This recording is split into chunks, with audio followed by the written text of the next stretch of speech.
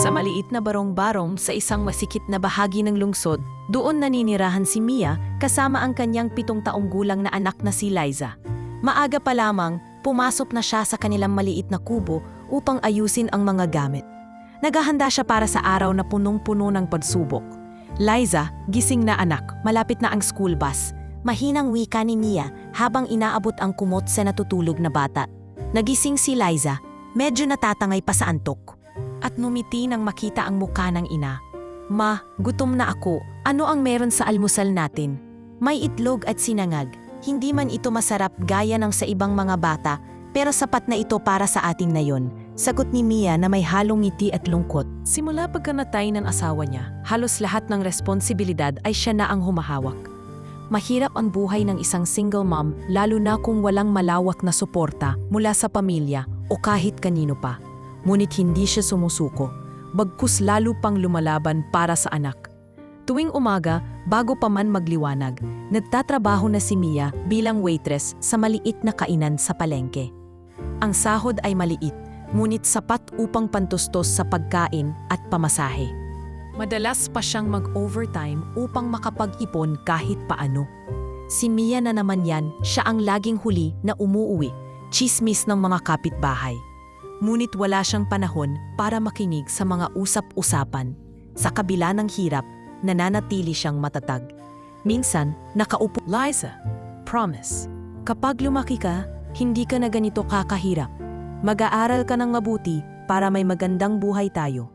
Bulong niya sa sarili habang pinagmamasdan ng anak na naglalaro sa labas. Isang araw, habang naghahain sa kainan, may dumating na matandang lalaki na tila matagal ng customer. Mia, lagi kitang nakikita dito, palaging abala. Bati nito, ngumiti si Mia. Kahit mahirap, kailangan lang talaga magsumikap para kay Liza. Napatingin ang matanda sa kanya nang may pagkadama. Tanda ko pa noong bata ka. Mahirap na buhay pero may tapang sa mata mo. Sana matupad ang pangarap mo. Naantig si Mia sa mga salita nito. Sana nga Tito Jun. Para sa anak ko, gagawin ko ang lahat. Hindi madali ang buhay ni Mia. Madalas siyang madiscriminate sa trabaho dahil siya ay isang single mom. Minsan, may mga pasaway na customer na nagiging bastos sa kanya. Sinasabing babae lang siyang walang asawa na walang halaga. Pero hindi niya ito pinapansin sapagkat alam niyang may mas malaking laban siya.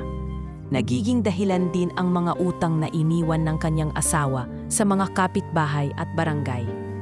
Mia, kailangang bayaran mo na yan. Hindi pwedeng palampasin. Pahayag ng isa sa mga nanghihiram sa kanya. Alam ko po, magkakaayos po ako. Pasensya na po. Sagot ni Mia nang may pag-aalala. Nagkakaroon din siya ng mga araw na ang anak niyan si Lisa ay nagkakasakit. Tulad ng isang gabi na siya ay nag-iingat sa loob ng maliit nilang bahay habang ang bata ay may lagnat. Ma, masakit ulo ko. Niyakap ni Lisa ang ina.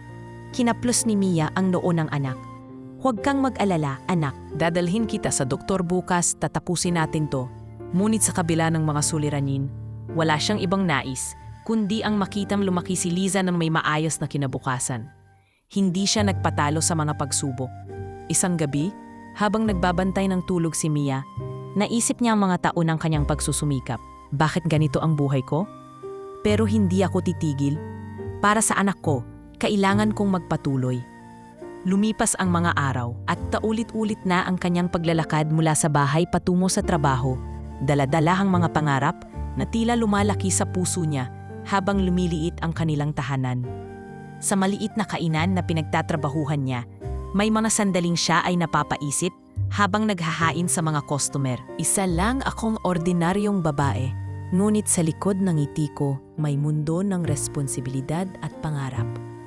Isa sa mga pinaka-importanteng sandali ay nang makita niyang nakapag-aral si Liza ng mabuti sa pampublikong paaralan kahit na may kahirapan. Ma, gusto ko pong makatapos ng kolehiyo, sabi ni Liza isang araw. Tumango si Mia at niyakap siya. Kaya natin yan anak, magtiwala ka lang. Sa mga ganitong pagkakataon, lumalakas ang loob ni Mia. Nakikita niya na ang kanyang mga sakripisyo ay may kabuluhan. Hindi man perpekto ang kanilang buhay, ang bawat araw ay laban. At si Mia, bilang isang ina at isang manggagawa, ay handang harapin ang mundo para sa anak na mahal niya. Hanggang dito muna ang buhay ni Mia bago pa man siya makarating sa isang yugto na magpapabago ng lahat sa kanyang mundo. Sa likod ng mga hirap, doon nagsisimula ang isang kwento ng pag-asa at pagbabago. Hindi naging madali ang paglalakbay ni Mia mula sa pagiging isang simpleng waitress patungo sa pagkamit ng mga pangarap niya para sa anak. Habang tumatagal, mas dumami ang mga suliraning kanyang kinahaharap. Mga problemang hindi lang basta-basta na kayang solusyonan ng isang ordinaryong tao. Isa sa mga unang hamon na kinaharap ni Mia ay ang diskriminasyon sa trabaho. Sa kainan kung saan siya nagtatrabaho, hindi lihim na may mga nagtatakang tingin at mga bulong-bulungan tungkol sa kanya. Babae lang na walang asawa. Paano makakasabay sa mga empleyado na may buong pamilya? Ang mga tanong ng ilan sa mga kasamahan niya. Isang araw, habang naglilinis siya ng mga mesa, napansin niyang tahimik na tinitipigan siya ni Janet, isang katrabaho na laging pinapalakihan sa kainan. Ano, Janet? May problema ba? Tanong ni Mia nang may halong pag-aalala. Hindi naman problema, Mia. Nakita ko lang na medyo nahihirapan ka, lalo na't nag-iisa ka sa pagpapalaki ng anak. Sagot ni Janet nang may bahagyang pag-aalinlangan. Alam ko, pero hindi ko siya palalampasin. Kailangan kong magtrabaho ng doble para sa anak ko. Paliwanag ni Mia. Pilit na pinipilit ang ngiti sa kanyang mukha. Hindi lang ito ang nagiging hamon sa kanya. May mga utang siya sa barangay na kailangang bayaran. Ang pera mula sa trabaho ay di sapat para rito. Madalas siyang ginigipit ng mga nagpapautang na nagdudulot ng matinding stress sa kanya. Isang gabi, habang nagbabayad siya ng maliit na halaga sa isa sa mga nagpapautang sa kanya, narinig niya ang matinis na boses ng may-ari ng utang. Mia, kailangan mo nang kumpletuhin ang bayad mo. Hindi pwedeng palagpasin to. Sabi ng lalaki na may halong galit. Susubukan ko po. Pinipilit ko pong kumita ng mas marami. Sagot ni Mia nang may bahagyang pag-aalinlangan. Nagpapakita ito ng malaking puwersa sa kanyang pang-araw-araw na buhay. Ang hirap ng buhay sa ilalim ng mga pangangailangan na tila walang katapusan. Maliban pa dito, may mga araw na nagkakasakit si Lisa ng malubha. Isang pagkakataon, dumating si Lisa sa bahay na may mataas na lagnat at pananakit ng tiyan. Ma, ang sakit po ng ulo ko. Ang init ng katawan ko. Pabulong na sabi ni Liza habang nagpapakawalan ng luha. Agad na nagdesisyon si Mia na dalhin siya sa pinakamalapit na klinika. Kahit na kulang ang pera nila para rito. Tatakbuhin natin to, anak. Hagok kang matakot. Malumanay niyang sabi sa loob ng klinika. Habang hinihintay ang resulta ng check-up, naisip ni Mia kung paano niya haharapin ang mga gastusin sa susunod na araw. Kailangan ko talagang pagplanuhan ng mabuti ang mga gastusin. Hindi pwedeng maantala ang pag-aaral ni Liza dahil lang dito. Ngunit sa kabila ng mga problema, may isa pang bahagi sa buhay ni Mia na naging dahilan upang lalo siyang mapilit. Ito ay ang pagiging hindi suportado ng kanyang sariling pamilya. Minsan, nagkaroon siya ng pagtatalo sa kanyang mga kapatid dahil hindi nila nakikita ang hirap na dinaranas niya bilang isang single mom. Bakit hindi mo kami nilapitan? Nandito kami para tumulong. Galit na sambit ng isa niyang kapatid. Hindi naman kayo nakikinig kapag gusto kong ipaliwanag ang mga problema namin. Sagot ni Mia na puno ng sama ng loob. Ang komunikasyon nila ay palaging nauuwi sa sigawan at pagkalito. Dahil dito, si Mia ay lalong naging bukod tangi sa pamilya. Hindi rin nawawala sa mga pagsubok ang pagkakanulo o panloloko mula sa mga taong inaasahan niyang makakatulong. May isang dating kaibigan ni Mia na nanghiram ng pera ngunit hindi na ito naibalik at nang magsimula siyang humingi ay naisantabi siya at nilait. Ano ba yan, Mia? Akala mo ba ako ang bubulag sa utang? Kailan mo ba babayaran? Isang araw ay nabanggit ng dating kaibigan nang sadyang magtasalubong sila sa palengke. Gusto ko naman, pero mahirap. Alam mo naman ang kalagayan ko, sabi ni Mia, na halos hindi na maitago ang lungkot sa mga mata. Dahil dito, natutunan niyang magtiwala niyang mabagal at sa iilang tao lamang. lalo na kapag usapin ay pera at suporta para sa kanyang anak. Sa bawat araw na lumilipas, nararamdaman ni Mia ang bigat ng responsibilidad na nagmumula hindi lamang sa pera at trabaho, kundi pati na rin sa mga tao sa paligid niya na hindi siya lubos na naiintindihan. Ngunit sa kabila ng lahat ng ito, kahit ilang beses siyang nadapa, patuloy pa rin siyang gumabangon. Tulad ng isang mandirigma na hindi sumusuko sa laban, siya ay nakahanda sa mga susunod pang unos. Isang gabi, habang nagpapahinga siya sa kanilang maliit na sala, pinikit niya ang mga mata at inalala ang mukha ni Liza. Hindi ko kayang mabigo siya. Kailangan kong magsumikap ng higit pa. Hindi niya man kontrolado ang lahat ng problema sa kanyang paligid. May isang bagay siyang hawak na matibay, ang kanyang pag-asa. At sa puso ni Mia, kahit gaano kahirap ang bukang liwayway, alam niyang may pag-asa pa rin na naghihintay sa kanila sa dulo ng bawat araw. Ngayon, habang unti-unting lumalago ang mga problema, malapit nang makapasok si Mia sa mas komplikadong bahagi ng kanyang buhay, lalo na sa usaping pag-ibig at personal na relasyon. Ngunit bago iyon, kailangan muna niyang harapin ang mga unos na ito ng buo at may tapang. Sa gitna ng mga pagsubok sa buhay, hindi rin naiiwasan ni Mia na maramdaman ang pag-ibig. Hindi dahil gusto niyang palitan ang nakaraan, kundi dahil bahagi ito ng pagiging tao, ang pagkakaroon ng pagnanais na mahalin at mahalin. Ngunit ang pag-ibig na sumulpot sa kanya ay may dalang sariling mga pagsubok, mga hamong kailangang harapin ng mag-isa. Nakilala ni Mia si Marco sa isang maliit na kainan kung saan minsan silang nagkatagpo upang maghapunan. Si Marco ay isang binatang may magandang ngiti at madaling lapitan, ngunit may mga mata na may halong lungkot. "Kumusta, Mia? Parang ang pagod mo ngayon." Bati ni Marco nang unang makipag-usap kay Mia.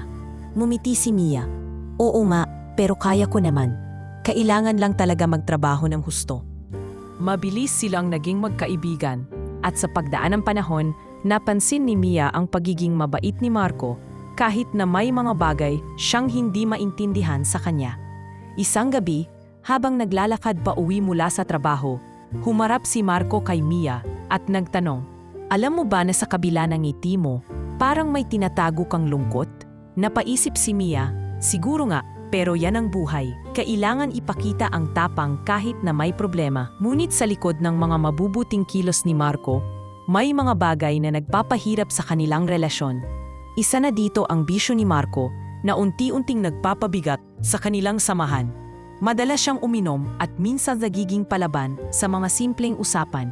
Isang gabi, nag-away sila dahil sa isang maliit na tampuhan. "Hindi mo ba naiintindihan? Hindi ito ang buhay na gusto kong ipakita sa anak ko," sambit ni Mia habang umiiyak. "Pero yan ang totoo kong buhay, Mia. Hindi mo pwedeng baguhin ko," sagot ni Marco nang may galit. Naging malinaw sa isipan ni Mia na kahit mahal niya si Marco, hindi sapat ang pagmamahal kung hindi niya makikita ang pagbabago sa mga bisyong nagpapasakit sa kanila. Dumaan ang mga araw at nagkaroon sila ng mga maling akala at mga pangamba tungkol sa isa't isa. Minsan, nang makita ni Mia si Marco na may kasama sa isang bar, agad siyang nagalit at naisip ang pinakamasama. "Bakit mo ginagawa to sa akin? Akala ko ba mahal mo ako?" tanong ni Mia nang may luha. Hindi nakasagot si Marco na nagdulot ng malalim na sugat sa puso ni Mia. Nagdesisyon siyang ilayo muna ang sarili mula sa relasyon upang makapag-isip ng mabuti. "Mahal kita, pero kailangan ko ring isipin ang kinabukasan ng anak ko," saad ni Mia sa sarili habang naglalakad pa uwi. Ang pagwawakas ng relasyon nila ni Marco ay hindi madali para sa pareho. Ngunit sa kabila ng sakit, nagpasya si Mia na ang prioridad ay ang kanyang anak at ang kanyang sariling kagalingan. Ngunit hindi nagtagal, muling bumalik si Marco sa buhay ni Mia, hindi bilang isang mapagmahal na kasintahan, kundi bilang isang taong puno ng galit at nais maghiganti. Siya ang naging kontrabida sa kwento, madalas lumalabas sa buhay ni Mia para guluhin ang kanyang mga plano. Isang araw, nagpadala si Marco ng mga mensahe sa trabaho ni Mia na naglalaman ng mga maling impormasyon tungkol sa kanyang pag-uugali. "Kung ayaw mong masira ang buhay mo, itigil mo na yang mga sinasabi mo," sabi ni Marco sa isang text na natanggap ni Mia. Hindi nakaligtas si Mia sa mga chismis at paninira. Ngunit sa halip na malugmok, ginamit niya ang mga ito bilang lakas upang patunayan ang kanyang sarili. Hindi ako susuko dahil lang sa mga maling akala. Sabi ni Mia sa sarili habang pinipilit hawakan ang kanyang pride. Sa mga panahong ito, lalo niyang naintindihan na ang tunay na pag-ibig ay hindi lang puro saya, kundi may kaakibat na sakripisyo at pagtitiis. At higit sa lahat, ang pagmamahal sa sarili at sa anak ang pinakamahalaga. Habang unti-unting lumalayo si Mia kay Marco, mas lalo niyang pinagtibay ang kanyang sarili. Dahil pagtanto niyang ang bawat pagsubok ay bahagi ng kanyang paglago bilang babae at ina. Anak, hindi lahat ng tao ay mananatili sa buhay natin. Pero ang mahalaga, matutunan nating maging matatag. Wika ni Mia kay Lisa, isang gabi habang magkasama sila sa kanilang maliit na kwarto. Sumagot si Lisa ng may halong pagkadismaya. Mahal kita ma, gusto ko lang sanang maging masaya kayo ni Papa. Hinaplos ni Mia ang buhok ng anak. Alam ko yan anak, at ginagawa ko ang lahat para maging masaya tayo, kahit na magkahiwalay kami ni Papa. Sa kabila ng mga unos, lumago si Mia hindi lamang bilang isang ina, kundi bilang isang tao na handang harapin ang lahat ng hamon na darating sa kanyang buhay. At sa puso niya, nanatiling buhay ang pag-asa na darating din ang panahon na makakatagpo siya ng tunay na pag-ibig. Isang pag-ibig na magbibigay lakas sa kanya at sa anak niya, hindi pahirap. Ngunit bago pa man mangyari ang mga bagong kabanatang ito, marami pang pagsubok ang kailangang pagdaanan ni Mia na maghahanda sa kanya para sa mga susunod na yugto ng kanyang buhay. Si Marco ay hindi basta-basta lamang lumitaw sa buhay ni Mia. Sa likod ng kanyang mga mata na puno ng lungkot at galak, naglalaman din ito ng isang masalimuot na kwento. Kwento ng isang lalaking lumaki sa ilalim ng mga pangakong hindi natupad at mga desisyon na humantong sa kanya sa madilim na landas. Lumaki si Marco bilang anak ng isang mayamang pamilya sa Maynila. Ang kanyang ama ay isang kilalang negosyante at ang kanyang ina ay aktibong kasapi sa mga sosyal na samahan. Sa una, mukhang kumpleto ang buhay ni Marco. Mayaman, maayos ang pamilya, at may magandang kinabukasan. Ngunit sa likod nito, nagkaroon siya ng mainding pressure mula sa mga magulang na sundin ang mga plano nila para sa kanya.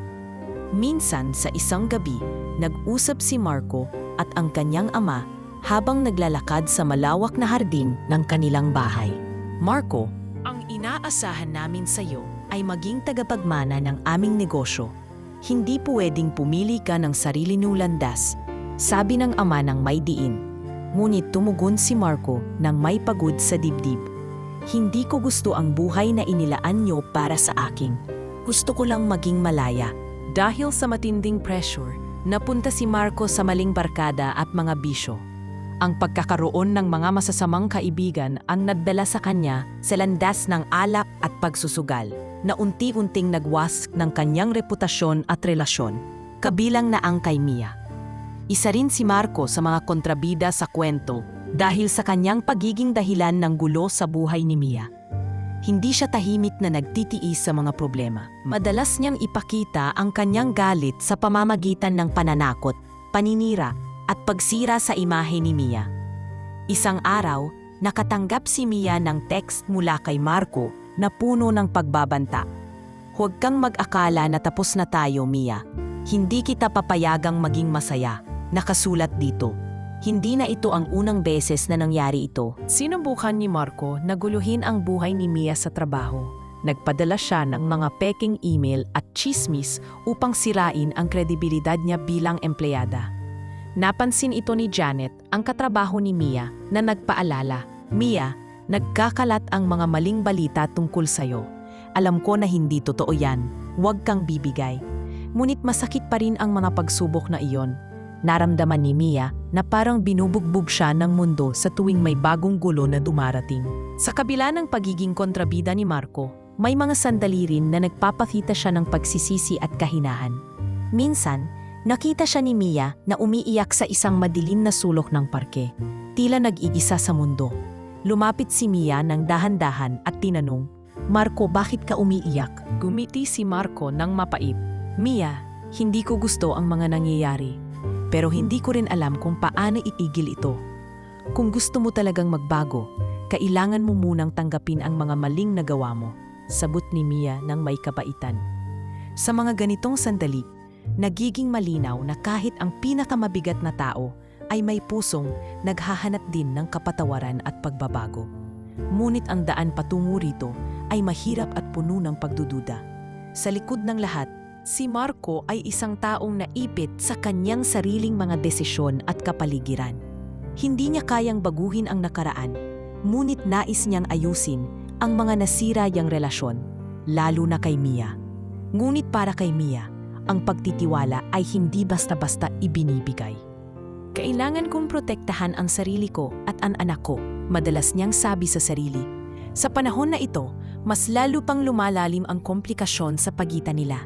Hindi lang ito tungkol sa pagmamahal at pagkasira ng relasyon, kundi pati na rin sa mga epekto ng kanilang mga desisyon sa buhay nila at sa mga tao sa paligid nila. Sa pagdaan ng mga araw, patuloy na nagpapakita si Marco ng mga senyales ng pagiging kontrabida. Ngunit sa puso ng kwento, isa rin siyang tao na naghahanap ng kalayaan mula sa mga tanikala ng kanyang nakaraan. Dito nagiging malinaw na ang buhay ay hindi laging itim at puti. May mga taong nagsisimula sa mali, nagkakamali, at minsan ay nagiging hadlang sa pag-unlad ng iba. Ngunit kahit ang mga kontrabida ay may kwento, may puso, at may kapasidad para sa pagbabago. Ang mga susunod na kabanata ay magpapakita kung paano haharapin ni Mia ang patuloy na laban sa pagitan ng pag-ibig, sakit at pag-asa. Isang laban na hindi lang para sa kanyang sarili, kundi para sa kinabukasan ng anak na mahal niya ng buong buo. Hindi naging madali ang bawat hakbang ni Mia sa kanyang buhay, ngunit hindi rin ito naging imposible. Matapos ang mahabang panahon ng pag-aalangan, pagkadapa at muling pagtayo, isang pagkakataon ang dumating na unti-unting nagbukas ng pintuan para sa kanya upang umangat sa buhay. Isang araw, habang naglalakad pa uwi mula sa kainan, napansin ni Mia ang isang hiring poster sa bulletin board ng isang malaking kumpanya. Ang posisyon ay personal assistant, isang trabaho na matagal na niyang pinapangarap, ngunit inisot niyang hindi niya makakamtan dahil sa kakulangan sa edukasyon at karanasan. "Baka ito na ang pagkakataon ko," bulong ni Mia sa sarili habang iniisip ang kanyang anak at ang kinabukasan nito. Matapos ang ilang araw ng paghahanda, nagsumiti siya ng aplikasyon. Hindi naging madali ang proseso. Kinailangan niyang harapin ang maraming interview, pagsusulit, at kompetisyon mula sa mga aplikante na may mas magagandang background. Ngunit sa kabila nito, hindi siya sumuko. Nang isang araw, inawag siya para sa final interview. Pinilit niyang maging kalmado habang hinaharap ang 3 tao sa harapan niya na tila naghuhusga sa bawat salita at kilos. "Bakit sa tingin mo ay ikaw ang karapat-dapat sa posisyong ito?" tanong ng isa sa mga panel. "Mahalaga sa akin ang pagkakataon na makapagtrabaho dito. Dahil gusto kong matuto at umanat, hindi lang para sa sarili ko, kundi para sa anak ko," sagot ni Mia nang may kumpiyansa. Sa wakas dumating ang balita. Natanggap siya sa posisyon ng personal assistant. Isang malakas na sigaw ng saya ang lumabas mula sa anyang dibdib nang matawag siya ng HR. Hindi nagtagal, unti-unting napatunayan ni Mia ang kanyang kakayahan sa trabaho. Sa araw-araw na pagharap sa mga gawain, ipinakita niya ang kanyang dedikasyon at sipag na naging dahilan upang siya ay pahalagahan ng kanyang mga boss at katrabaho. "Si Mia ang isa sa mga pinakamaasahang empleyado namin," sabi ni Mr. Santos, ang kanyang immediate supervisor. Laging handa siyang tumulong at matuto. Hindi lamang siya basta empleyado, naging inspirasyon din siya sa iba. Ang kwento niya bilang isang single mom na nagsusumikap ay nagsilbing paalala sa mga kasama niya na sa kabila ng mga pagsubok, may pag-asa pa rin. Hindi naging madali ang pagsabayin ang kanyang bagong trabaho at ang responsibilidad bilang ina. Madalas siyang naiinip sa opisina, naiisip ang anak na naghihintay sa bahay. Ngunit ginamit niya ito bilang lakas. "Anak, kahit malayo ako, palagi kitang iniisip," bulong niya sa sarili tuwing nagkukwento si Liza tungkol sa araw niya sa eskwela sa telepono. Dahil sa pagsisikap, unti-unting nakapag-ipon si Mia. Hindi ito malaki, ngunit sapat upang mapabuti ang kanilang kalagayan sa bahay. Nakapagbili siya ng mas maayos na gamit para kay Liza at nakapagbayad ng mga utang na matagal na niyang pinoproblema. Isang malaking tagumpay para kay Mia ang makita ang anak niyang lumalakad papasok sa isang magandang paaralan na may maayos na pasilidad. Ma, salamat po sa lahat. Gusto ko pong mag-aral ng mabuti para sa inyo, sabi ni Liza habang niyayakap ang ina. Anak, ikaw ang aking lakas. Kaya nating harapin ang lahat. Sagot ni Mia habang pinupunasan ang mga luha sa kanyang mga mata. Habang lumalago si Mia sa trabaho, natuto rin siyang humawak ng mga bagong responsibilidad gaya ng pamamahala sa mga schedule, pag-aayos ng mga dokumento at pakikipag-ugnayan sa mga kliyente. Hindi ko inakalang kaya ko pala, sabi ni Mia sa isang kaibigan habang nagkukwentuhan tungkol sa trabaho. Ngunit alam niya na hindi pa ito ang katapusan ng kanyang paglalakbay. Marami pang dapat matutunan at makamit. Ngunit ang simula ay nandoon na. Ang kanyang mga pangarap ay unti-unting nagkakaroon ng hugis. Mga pangarap na hindi lang para sa kanya, kundi para sa anak na mahal niya. Sa kabila ng lahat, nanatili siyang grounded. Hindi siya nakalimot sa kanyang pinanggalingan. Kaya naman madalas siyang tumulong sa mga kapwa single moms sa kanilang komunidad. Kung kaya ko, kaya niyo rin. Hindi tayo nag-iisa, madalas niyang sabihin sa mga nagsisikap na tulad niya. Ang pagunlad ni Mia ay hindi lamang nakasalalay sa pera o posisyon, kundi sa pagtibay ng kanyang sarili bilang tao at bilang ina. Natutunan niyang ang tunay na tagumpay ay hindi lamang nasusukat sa material na bagay, kundi sa kapayapaan at kaligayahan ng pamilya. Sa pagsapit ng gabi, habang nag-iisa sa kanyang maliit na silid, niyakap ni Mia ang kanyang anak sa telepono. Liza, mahal na mahal kita. Salamat sa pagiging matapang. At doon, sa mga simpleng sandaling iyon, nabuo ang matibay na pundasyon para sa mas maganda at mas maliwanag na bukas. Sa susunod na mga kabanata, makikilala na natin ang isang bagong tauhan na magpapabago sa kwento ni Mia. Isang bilyonaryong CEO na may mga sikreto at kwentong hindi pa niya alam. Ngunit bago iyon, kailangang patatagin ni Mia ang kanyang sarili upang harapin ang mga darating na hamon. Minsan sa isang madaling araw, matapos ang isang mahabang araw ng trabaho, si Mia ay naupo sa isang pampasaherong bus na pababa ng lungsod. Sa kanyang mukha ay halatang pagod, dala-dala ang bigat ng mga responsibilidad na kanyang pinasan sa bawat araw. May dalang bag kung saan naroon ang mga gamit ni Liza, pati na rin ang kanyang mga pangarap na tila mas mabigat kaysa sa mismong katawan niya. Hindi niya inakala na sa simpleng pagkakataon na iyon ay magbabago ang takbo ng kanyang buhay. Kasabay niya sa bus ay si Miguel, isang bilyonaryong CEO na kilalang mahusay sa kanyang larangan. Siya ay isang taong bihirang makitang nakikipagsapalaran sa mga pampublikong sasakyan. Ngunit sa araw na iyon, dahil sa hindi inaasahang trapiko sa kanilang pribadong sasakyan, napilitan siyang sumakay sa bus. Nang mapasok si Miguel ang bus, napansin niyang siksikan ito ng mga tao. Kahit nasanay siya sa marangyang buhay, naisip niyang maranasan ang simpleng buhay ng mga ordinaryong tao. Sa kanyang pag-upo, isang babae ang hindi sinasadyang nakatulog sa kanyang balikat. Siya si Mia, pagod at napagod sa haba ng araw. Napatingin si Miguel sa mukha ni Mia, na may mapait na ngiti at mata na may kwento ng hirap at pag-asa. Hindi niya maalis sa isip ang itsura nito. Parang naglalarawan ng isang tao na kahit paulit-ulit na nadarapa ay patuloy na bumabangon. Hindi niya napansin nang biglang gumalaw si Mia at nagising mula sa kanyang pagkakatulog. Pasensya na po, mahina niyang sabi, medyo nag-aalangan. Ngumiti si Miguel at sagot, walang anuman. Mukhang pagod ka talaga. Hindi sinasadyang naging dahilan ang munting sandaling iyon upang magkaroon sila ng maikling usapan. Napag-usapan nila ang mga simpleng bagay. Mula sa araw-araw na buhay, mga pangarap, hanggang sa mga pagsubok na dinaranas ng bawat isa. Ibang tao ka sa labas ng opisina, Miguel, sabi ni Mia nang may halong pagkabigla. Tumango siya. Minsan kailangan nating maranasan ang buhay ng iba para maunawaan nila tayo. habang papalapit ang bus sa kanilang destinasyon. Napansin ni Miguel na si Mia ay may daladalang mga gamit para sa anak. Napaisip siya kung gaano karami ang pinagdadaanan ng isang ina tulad ni Mia. Hindi niya maiwasang itanong, "Anak mo ba ito?" "Oo, si Liza. Siya ang dahilan kung bakit ako nagsusumikap araw-araw," sagot ni Mia nang may pagmamahal sa kanyang mga mata. Sa sandaling iyon, mayroong kakaibang koneksyon na unti-unting nabubuo. Hindi ito basta pagkakilala, kundi isang pag-unawa na pareho silang may kwento ng pakikipaglaban sa buhay. "Kung may pagkakataon, sana matulungan kita," sabi ni Miguel bago siya bumaba ng bus. Napangiti si Mia, "Salamat po Miguel. Sana nga." Hindi nila alam na ang simpleng pagkikita na iyon ay magiging simula ng isang kwento na magbabago ng direksyon ng kanilang buhay.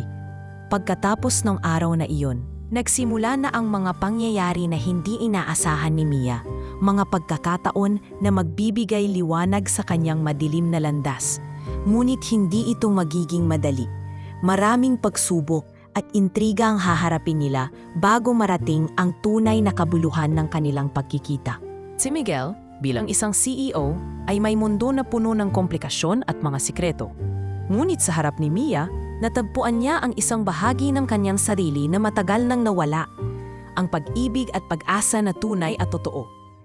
Si Mia naman ay nagkaroon ng bagong pananaw tungkol sa buhay. Ang kanyang pagkikita kay Miguel ay nagbigay sa kanya ng lakas upang harapin ang mga susunod pang laban. Hindi niya pa alam, ngunit sa maliit na bus na iyon, nagsimula ang isang kwento ng pag-asa, sakripisyo at pagbabago na magdadala sa kanila sa mga lugar na hindi nila inakala. Sa mga susunod na kabanata, mas malalalim ang kanilang kwento, mga pagsubok, intriga at mga desisyong magpapabago hindi lang sa kanila, kundi pati na rin sa mga taong mahal nila. Ngunit sa simula ng lahat, nandyan ang isang simpleng sandali sa bus, isang sandaling nagdulot ng pag-asa sa dalawang pusong naghahanap ng liwanag. Hindi inaasahan ni Miguel ang magiging epekto ng simpleng pagkakatulog ni Mia sa kanyang balikat habang sakay sila ng bus. Sa unang sandali, isa lamang itong ordinaryong pangyayari sa araw niya. Isang araw na puno ng mga pulong desisyon at hindi matatapos-tapos na mga problema sa kumpanya. Ngunit nang magising si Mia, nag-iba ang lahat. "Pasensya na po," mahina at halatang nag-aalangan ang boses ni Mia habang bahagyang gumagalaw at tila nahihiya na nakatulog sa kanya. Ngumiti si Miguel, ngunit may kakaibang tindi sa mga mata niya. "Walang anuman, para akong napahinto ng mundo sandali," sagot niya na may pagkabiro, ngunit sa totoo'y puno ng pagkamangha. Sa pagkakataong iyon, nagkaroon ng tila kakaibang koneksyon sa pagitan nila.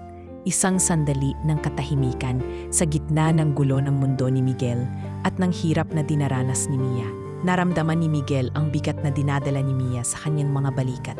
Hindi lang pisikal, kundi ang bigat ng buhay, ang pagod ng isang ina, ang pag-asa na hindi bumibigay kahit gaano kahirap ang mundo.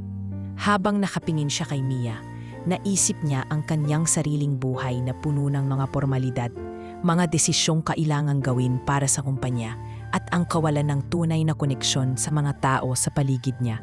Mukhang hindi ka lang pagod sa trabaho, malumanay niyang sinabi. "Ano ang mga pangarap mo, Mia?" Napangiti si Mia kahit may halong lungkot sa mga mata. "Simple lang po, Miguel. Gusto ko lang mapasaya ang anak ko at mabigyan siya ng magandang kinabukasan. Para dyan, handa akong pagdaanan lahat ng hirap." Napailing si Miguel sa mga salitang iyon. Hindi siya sanay marinig ang ganitong katapatan at katapangan mula sa mga tao sa kanyang paligid. Madalas, ang mga nasa mundo niya ay abala sa kapangyarihan at pera. Nakakalimutan ang tunay na kahulugan ng buhay. "Alam mo, Mia, sa buhay ko, madalas kong nakalimutan kung ano ang tunay na mahalaga," tapat niyang sabi habang nakatitig sa bintana ng bus. "Pero ikaw ay nandito ngayon, at para sa akin, isa kang paalala na kahit gaano kahirap ang buhay, may mga tao pa rin na lumalaban para sa pag-asa." Habang dumarating ang kanilang destinasyon, napansin ni Miguel ang mga gamit ni Mia na para sa anak nito. Muling nagtanong siya, "Anak mo ba ito?" "Oo, si Liza. Siya ang dahilan ng lahat ng ginagawa ko," sagot ni Mia, na parang sumisigaw ang pagmamahal sa kanyang tinig. hindi niya maiwasang humanga sa lakas at dedikasyon ni Mia. Sa isang iglap, ang mundo ni Miguel ay tila huminto. Napagtanto niya na sa lahat ng kanyang yaman, wala siyang bagay na ganoon kahalaga bilang ang pag-ibig ng isang ina sa anak. Bago siya bumaba ng bus, hindi sinasadyang nabigyan niya si Mia ng pangakong hindi niya inaasahan. Kung may pagkakataon, gusto kitang tulungan. Lumabas si Mia ng bus na may ngiti, ngunit may kalituhan sa dibdib. Hindi niya inaasahan ang pagkakataong iyon, isang sandali na tila magpapabago sa takbo ng kanyang buhay. Pagbalik sa kanyang opisina, hindi makalimutan ni Miguel ang mukha ni Mia. Ang kwento ng isang ina na kahit pagod, hindi sumusuko. Sa mga susunod na araw, unti-unti niyang pinag-isipan kung paano niya matutulungan si Mia nang hindi ito nagiging isang simpleng pabor lamang. Para kay Mia, ang pangakong iyon ay nagbigay ng kakaibang lakas. Sa kabila ng mga pang-araw-araw niyang problema, may isang tao na naniniwala sa kanya. Isang taong hindi niya kilala, ngunit handang tumulong. Hindi pa nila alam na ang kanilang munting pagkikita ay magsisilbing simula ng isang masalimuot, ngunit puno ng pag-asa na kwento. Sa likod ng mga darating na hamon, may nakahandang mga pagkakataon na magpapabago sa kanilang buhay. Sa mga susunod na kabanata, masusubok ang kanilang pananampalataya sa isa't isa. Dumarating ang mga problema, intriga at mga pagkakataon na maghahanap ng katotohanan sa kanilang mga puso. Ngunit sa sandaling iyon sa bus, nagsimula ang isang kakaibang kabanata. Isang simula ng pag-asa para kay Mia at Miguel pagkaraan ng kanilang hindi inaasahang pagkikita sa bus. Unti-unting nagbago ang buhay ni Mia, hindi sa isang iglap kundi dahan-dahan, ngunit ramdam niya ang kakaibang pag-asa na matagal na niyang hinahanap. At ang taong ito ay si Miguel, ang bilyonaryong CEO na noon lang niya nakilala ngunit nagbigay ng liwanag sa dilim ng kanyang mundo. Isang umaga, sa trabaho ni Mia, tumanggap siya ng isang liham na naglalaman ng imbitasyon mula kay Miguel para sa isang personal na pag-uusap. Hindi niya alam kung ano ang aasahan, ngunit may halong kaba at pag-asa ang kanyang nadarama. Pagdating niya sa isang mataas na gusali sa sentro ng lungsod, sinalubong siya ni Miguel nang may ngiti. Mia, salamat sa pagtanggap ng imbitasyon. Gusto kong pag-usapan natin ang mga plano na makakatulong sa iyo at sa anak mo. Hindi napigilan ni Mia ang pagkabigla at kasiyahan. Hindi ko po alam kung paano ko kayo pasasalamatan, sabi niya habang hawak ang kamay ni Miguel. Ipinakilala ni Miguel si Mia sa mga tao sa kanyang kumpanya na handang tumulong, mga eksperto sa larangan ng edukasyon, pananalapi at pagtulong sa mga nangangailangan. Binigyan siya ng pagkakataong magtrabaho bilang personal assistant ni Miguel. Ito ay malaking hakbang para kay Mia na nagbigay sa kanya ng mas maayos na kita at mas magandang oportunidad para sa kanyang sarili at anak. Ang oportunidad na ito ay hindi lang para sa iyo, kundi para sa kinabukasan ni Liza, paliwanag ni Miguel. Hindi lang iyon, tinulungan din ni Miguel si Mia na ayusin ang kanilang maliit na bahay.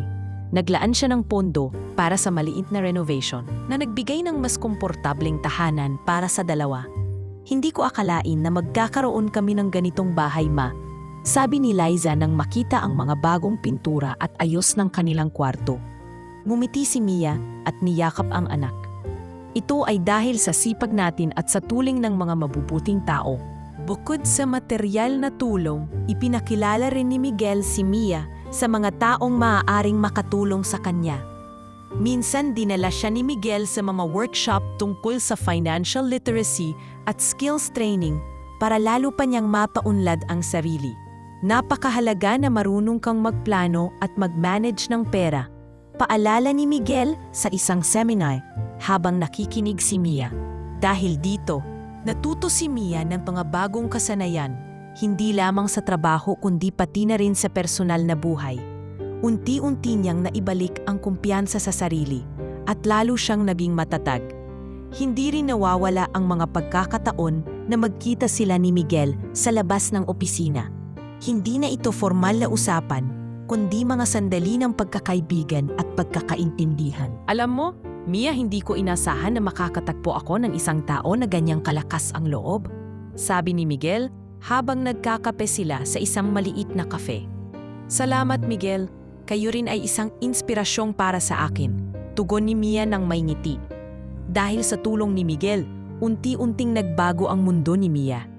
Nagsimula siyang magplano para sa mas magandang buhay, para sa edukasyon ni Liza, para sa kanilang kinabukasan, at para sa sarili niyang mga pangarap na dati ay tila malabo lang.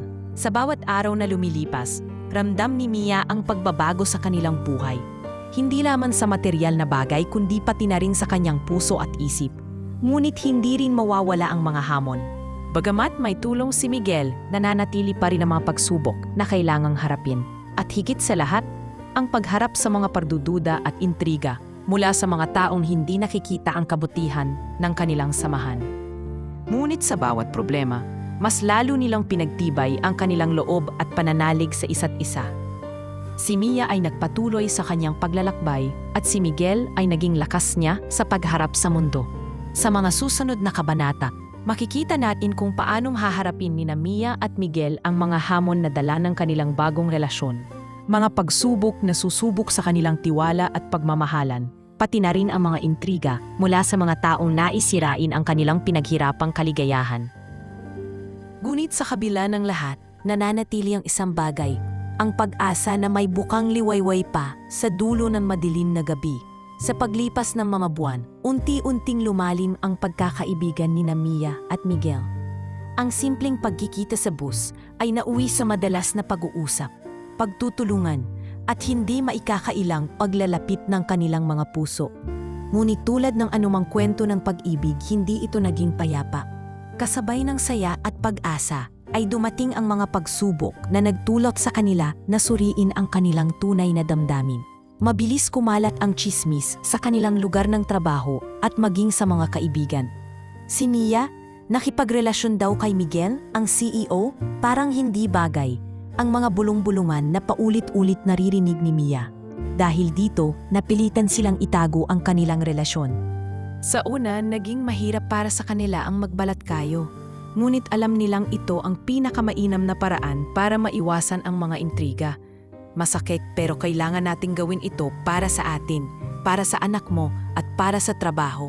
Sabi ni Miguel sa isang gabi habang nag-uusap sila sa telepono. Naintindihan ko, Miguel, pero gusto ko ring maging totoo sa'yo kahit papaano. Tugon ni Mia ng may lungkot, ngunit higit pa sa tsismis. Isa sa mga pinakamatinding pagsubok ay ang muling paglitaw ni Marco. Matapos ang pagkahiwalay nila ni Mia, hindi nagawang kalimutan ni Marco ang nakaraan. Sa halip, ginamit niya ang bawat pagkakataon upang guluhin ang buhay ni Mia, lalo na ang relasyon niya kay Miguel. Nagpadala si Marco ng mga mensahe na puno ng banta at paninira sa pangalan ni Mia. Hindi mo ako matatanggal sa buhay mo ng ganoon lang. Makikita mo sisirain ko ang lahat ng mahalaga sa'yo. Isa sa mga babala nito. Napilitan si Miguel na harapin ang katotohanan tungkol sa nakaraan ni Mia. Hindi madali para sa kanyang tanggapin ang mga sugat na iniwan ng dati. Ngunit dahil sa pagmamahal, pinili niyang magtiwala at suportahan si Mia.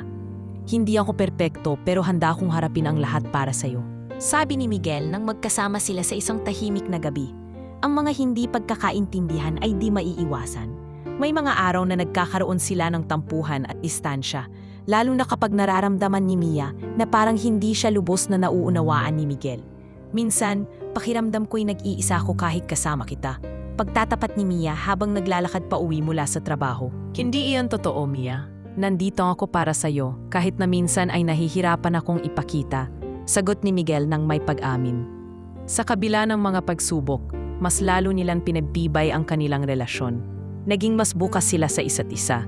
Pinag-usapan ang kanilang mga takot, pangarap at ang mga hadlang na kailangang lampasan. Ang pagmamahal ay hindi laging madali, Mia, pero ito ang nagbibigay lakas sa atin para magpatuloy. Sabi ni Miguel habang hawak ang kamay ni Mia. Sa gitna ng lahat, nariyan si Liza na palaging nagbibigay saya sa kanilang dalawa. Nakikita ni Miguel ang pagmamahal ni Mia bilang isang ina at natutunan niyang respetuhin at mahalin ang batang iyon na mahalaga sa buhay ni Mia. Miguel, salamat po sa pag-intindi at pagtanggap sa amin ni Liza. Sabi ni Mia isang araw habang nagkukwentuhan sila. Hindi iyon problema, Mia.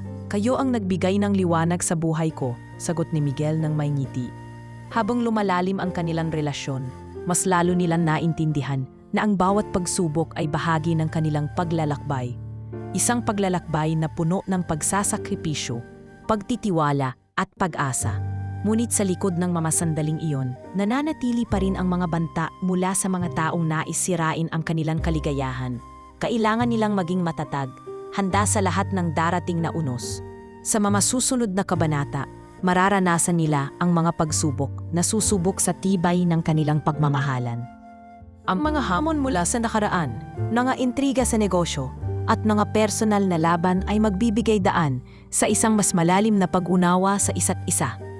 Ngunit sa kabila ng lahat, ang tunay na pagmamahal ay nananatiling ilaw na gumagabay sa kanilang landas.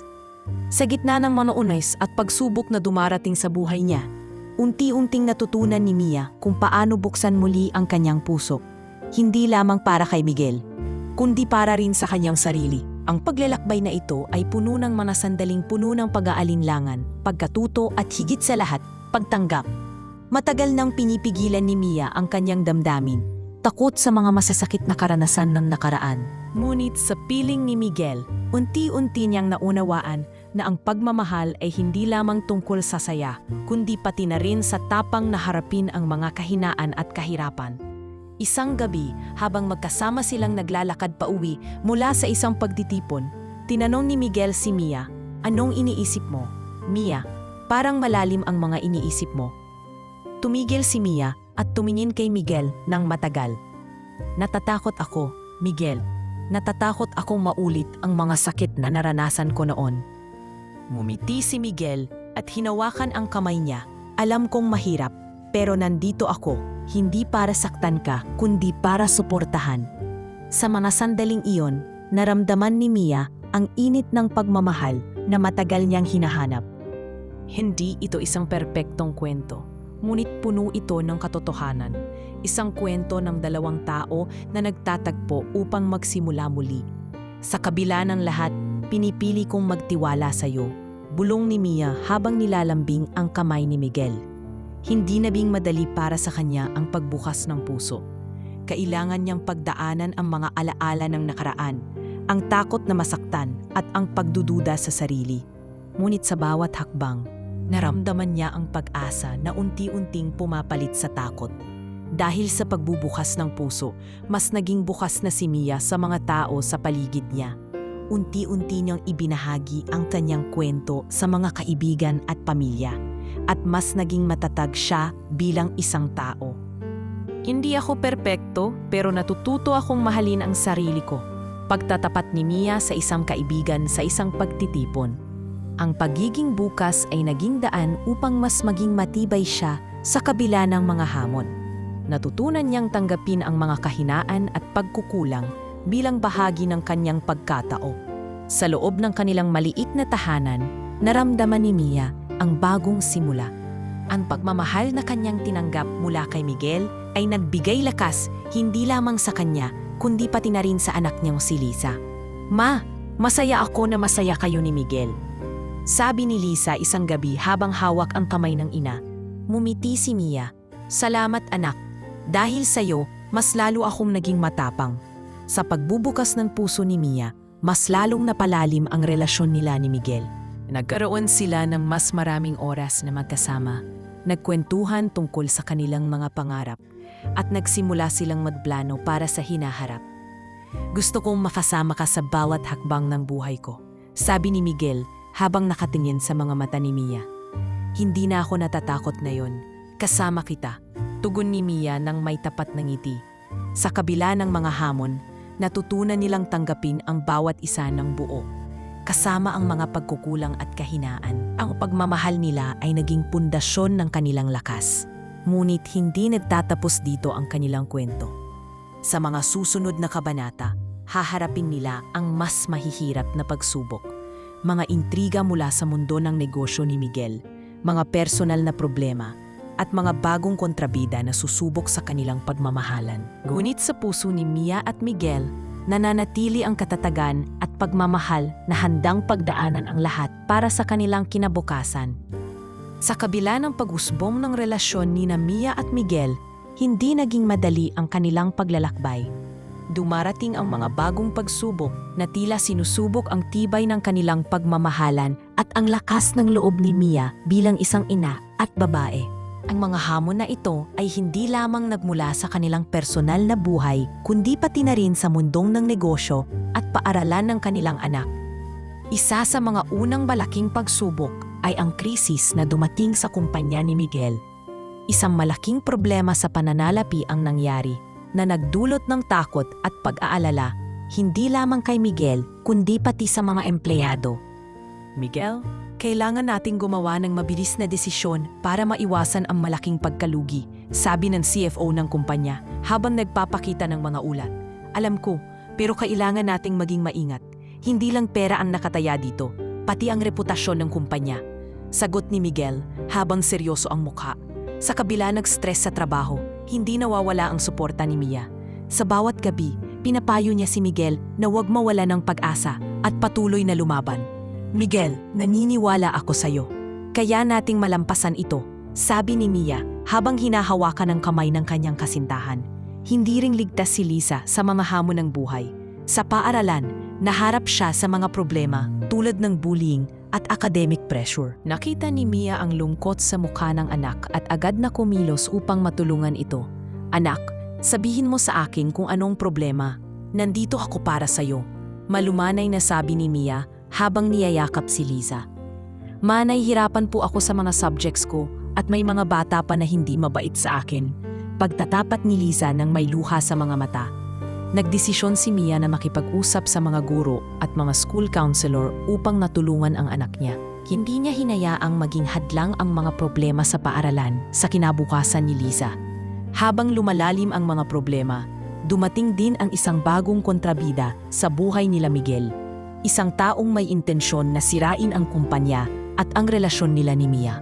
Isang gabi, tinawagan si Miguel ng isang matinding babala mula sa taong ito. Miguel, kung ayaw mong mawala ang lahat, iwanan mo na ang babae na iyon. Hindi naging madali para kay Miguel ang babalang iyon. Ngunit sa halip na sumuko, pinili niyang harapin ang problema ng buong tapang, kasama si Mia sa bawat hakbang. Mia, hindi kita iiwan. Kasama mo ako sa laban na ito, sabi ni Miguel habang mahigpit na niyayakap si Mia. Sa bawat pagsubok na dumating, mas lalo nilang pinagtibay ang kanilang samahan.